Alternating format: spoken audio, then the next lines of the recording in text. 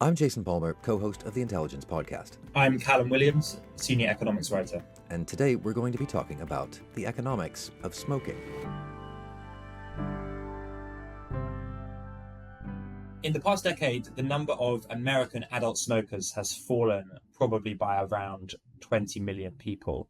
The number of cigarettes being sold in the US is also on the way down, and industry insiders expect that this decline is going to accelerate over the next decade. So normally, when customers vanish, an industry suffers. Think, for example, of video rental companies. But in this case, something different is happening. The tobacco industry is thriving. In fact, if you had bought the shares of American tobacco companies about 2 years ago, you would have had a better return than if you'd invested your money in the NASDAQ tech index. So how does that work then, with all of those customers vanishing, but still the returns are really healthy? Okay, so this is where the economics comes in.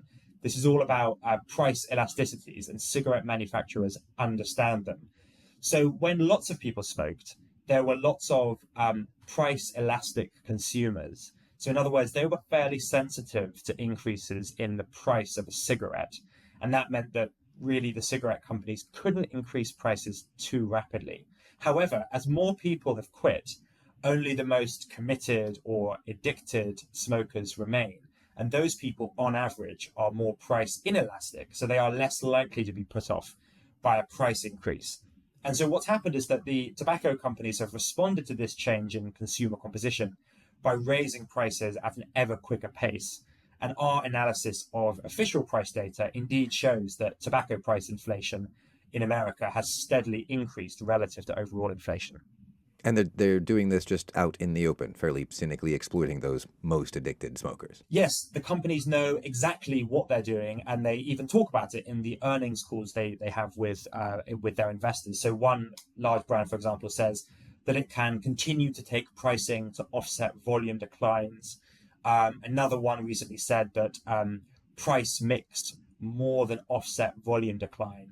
So in other words, what's happening is they know that they're going to be selling fewer cigarettes. However, the price of those cigarettes is going to go up. And so what you actually see in a lot of these companies' earnings is that their profits can actually increase as a result of this.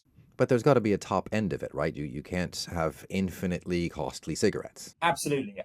Manufacturers cannot increase their prices forever. I mean, you're not going to have a situation where there is one incredibly addicted cigarette smoker who supplies billions of dollars worth of profit to the Not US, enough hours in the day. Right, not enough hours in the day.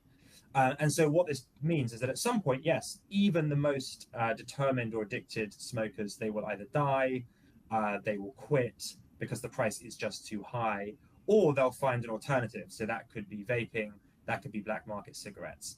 So absolutely, this thing will not continue forever. But right now, the industry's prospects are actually pretty good. Right. Callum, thanks very much for your time. Thanks, Jason.